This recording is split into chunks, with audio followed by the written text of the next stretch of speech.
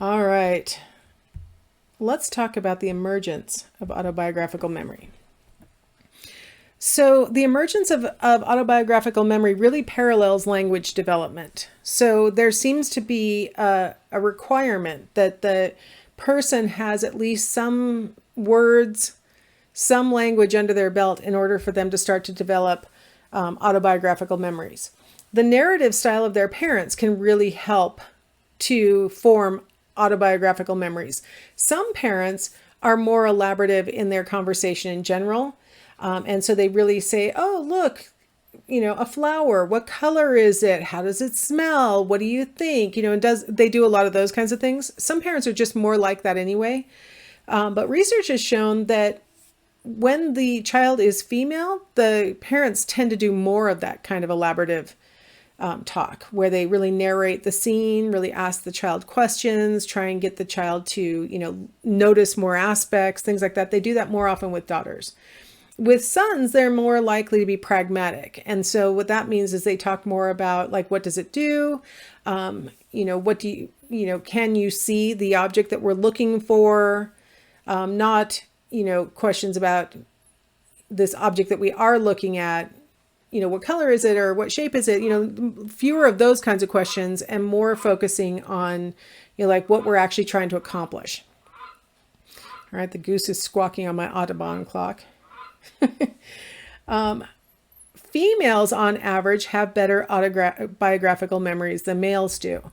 And that might not be a surprising piece of information because a lot of times in couples that are heterosexual, so one's male and one's female, you'll oftentimes find that females will remember more details about events that have occurred to both of them together than the male will.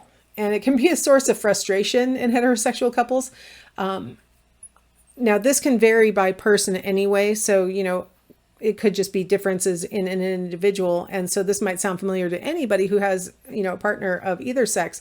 But it's like, I used to joke to my husband, I don't even know why I bother taking him with me on trips because he doesn't remember anything about it when we get home. Like if it weren't for the pictures, he would have no recollection of any of the things we did. And I'm like, we could save a lot of money. I'll go, I'll take the pictures, I'll come home and I'll tell you about the trip you went on. It's a joke because I think he would notice if he hadn't actually gone anywhere. But I mean, the details that I would remember, he would say, was I there? Did I do that? Like, yes, you went. Of course. We were both at the luau. Yes, we were both at the luau. I'm like, come on. It's just very stereotypical that I'm the one who remembers, what was on the menu at the luau. And I remember what, the different dances were. And I remember all the things. And he's like, he remembers it was dusk. That's it.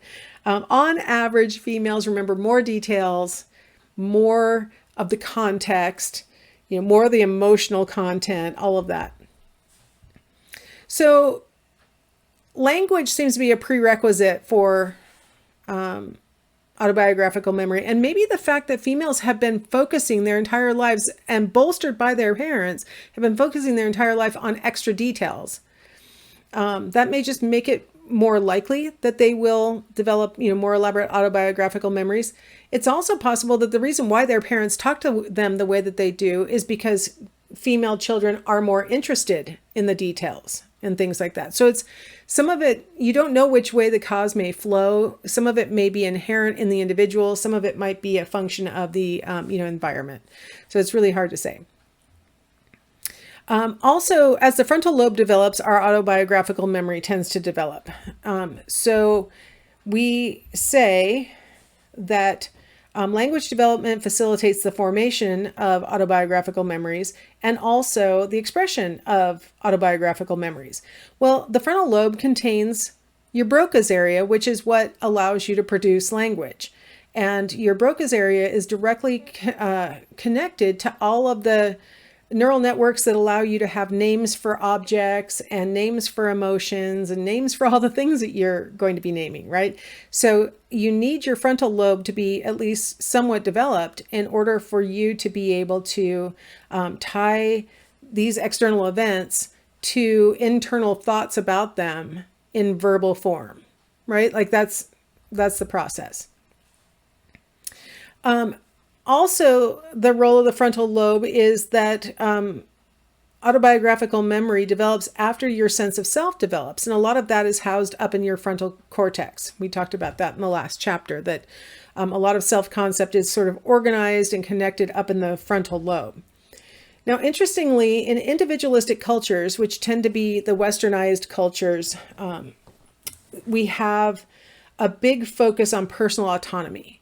So that the person is a person from an individualistic culture, it tends to have a lot of motivation to make their own decisions, not to feel like they're being controlled and not feeling obligated, things like that. Collectivistic cultures, the focus tends to be on social relationships and fitting in and making sure not to disappoint your family or any other group that you're tied to. And so these two different cultures can foster different aspects of the sense of self.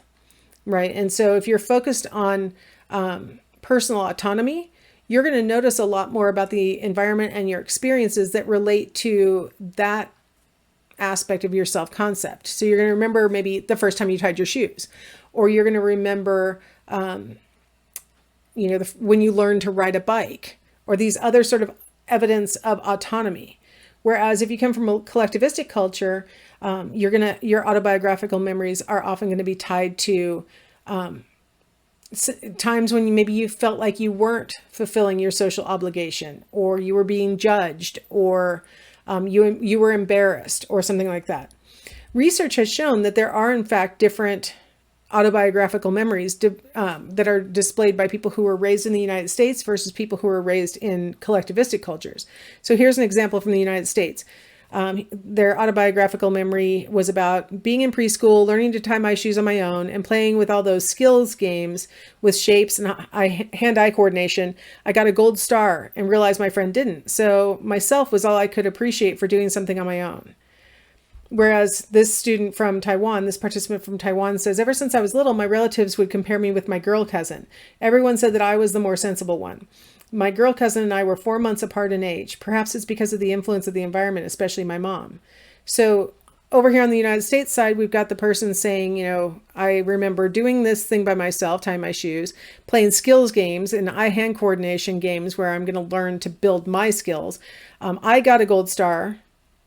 I think there's a teeny tiny bit of collectivism revealed in this. Realize my friend didn't, almost like, did you feel proud about that, or did you feel sad about that? I'm not exactly sure what this respondent meant by that. And so myself was all I could appreciate for doing something on my own. So I couldn't bond with my friend over our shared, gold star achievement. It was just me inside myself saying, yay, I got it. Whereas on the Taiwan example, it's about being compared to a girl cousin. And it looks like the participant is coming out favorably in this comparison, right? That the participant is the more sensible one. But there's this sense of needing to belong, find their place, and not rock the boat in their social milieu, right? Like that's what they're really remembering from their childhood is that navigation of these demands. So you can just sort of see these differences in the two cultures and what they really, you can see those cultural influences expressed in the kinds of autobiographical memories that people recall from their early childhood. So still under the topic of emergence of autobiographical memory, the number of maternal elaborations, so how much the mom really elaborates on what's going on in the environment, what's going on right now, those kinds of things. So the number of maternal elaborations is associated with a younger age of earliest memory. So when mom does a lot of describing and elaborating and discussing with their child tends to encode more details from an earlier age. Okay, so this function that you're looking at here is a reminiscence function. So on the x-axis, what you're looking at for those ages would be when the actual event occurred, the thing that's being recalled. So on the far left, over the age 0 would be recalling events that happened in infancy. The next dot over would be recalling events when the person was 5. The next one is the person was 10, or the person was 15, or the person was 20 or 25 or 30 when the event happened. And right now they're looking back at whatever age they are now. They're looking back and remembering whatever the event was that happened at those different ages. What we see is in the research is what's called a reminiscence bump. I highlighted it in yellow to show you that the reminiscence bump is showing better memory for things that happen between the ages of 10 and 30 than we have for things that happen prior to that, or things that happen between ages 35. By 40 or 50, we're starting to get closer to the age at which they're doing the recall. So we're starting to see better memory. But there's this reminiscence bump that occurs where we remember more things. The y-axis is representing the number of memories recalled. We remember more things during that period of time of 10 to 30 years of age than we do at really any other time except for the very recent past. So what we see this bump in recall for is autobiographical facts especially. So a lot of the reminiscences that are retrieved from, let's say, age 10 would be, oh, that's the year I switched schools. Right. And they don't say I switched schools and I was really excited about it and I had all these new friends, or they don't say that. They go, oh, that's the year I switched schools. Or, age 15, oh, that's when I had my first date or something. A lot of times it's just these facts and not necessarily true autobiographical memories. They also show a bump in recall for historical events, or at least what might seem to them historical events. So, because I had to say historical seeming events, because if you were to ask me, who won the World Series or who won an Academy Award, I don't care what year you're asking. I don't know. I do recall one Academy Award win, and this is kind of a funny story why I remember it. I was visiting my sister-in-law for the first time, and my husband and my daughter, who was only a year old, were downstairs with my sister-in-law and brother-in-law in the basement watching the Academy Awards, and I was upstairs on the floor in the bathroom because I had caught the freaking norovirus from the baby, and the baby had already had it. My husband had already had it. I was the last one in line. I didn't show any symptoms until like 2 hours after we got to my sister-in-law's house. And this was the first time I was meeting her. And if you've never had the norovirus, count your lucky stars, because you are throwing up like, oh my gosh. So I'm laying on the floor, the bathroom floor, and I can hear the Academy Awards through the floor. And I can tell you, I don't remember the actor or actress who won. I could just say that the movie was called The Piano. I can tell you that.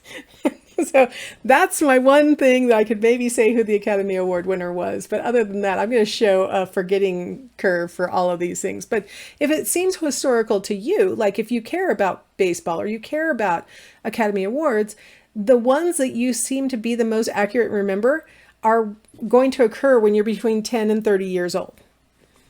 So, and just FYI, I was between 10 and 30 years old when that one happened. But, so historical seeming events, and so they might be irrelevant details to other people and they might not have coded it, but if you felt like it was important, you're probably going to remember it, and if it happened between the ages of 10 and 30. And then we also show a bump in recall for what we call general semantic memories. Like there are a lot of things that between the ages of 10 and 30, you're remembering and remembering really easily, that people who are younger than you won't necessarily remember. And people who are older than you will think, man, you must have a really good memory. I don't remember that happening. But the truth is they had a really good memory during that period also. Between 10 and 30, we're encoding a lot of information. It's not just autobiographical information. It's also semantic ones. Here's a panel that shows you just, recall of current events. People tend to remember more current events from the time between 10 and 30 than they do any other period of their lives. So overall, we can just really agree that there's this reminiscence bump where between 10 and 30, we remember a lot of details. So why? Well, one explanation for it is the cognitive explanation that says that, we are rehearsing that information because it's important to us at the time. Like between 10 and 30, there are things that we're encoding because we need them during that period of time. A lot of the things that we're remembering that become semantic information would be things like, your times tables or, other rules for math. Like those are things that you probably encoded during that period of time. The more complex math, you probably did your addition and subtraction well before age 10, but the more complex things you probably encoded between 10 and 30. And you rehearsed it because it was important and you needed to do it and, like that.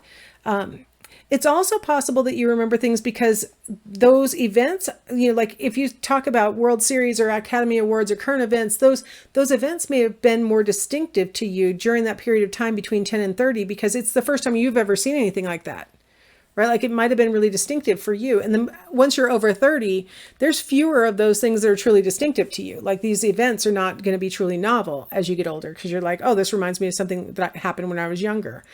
So you may be more likely to encode it during that period of time because it seems important to you, right, at the time because you've never seen something like that before. The identity explanation says that events that happen during that period of time between 10 and 30 are really going to help form and define your identity. And so those events become part of your sense of self. And we've talked before about how your self-concept is one of your most elaborate and most well-developed concepts.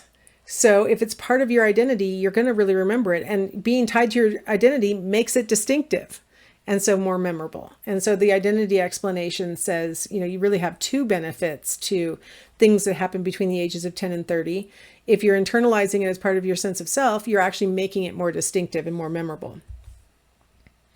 The third argument is that, you're just really at your peak functioning between 10 and 30. Your cognitive abilities are at their peak.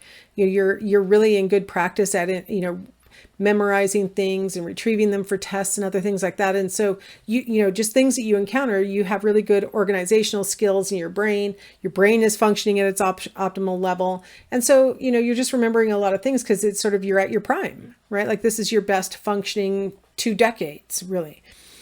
So these accounts help to explain why we see that reminiscence bump.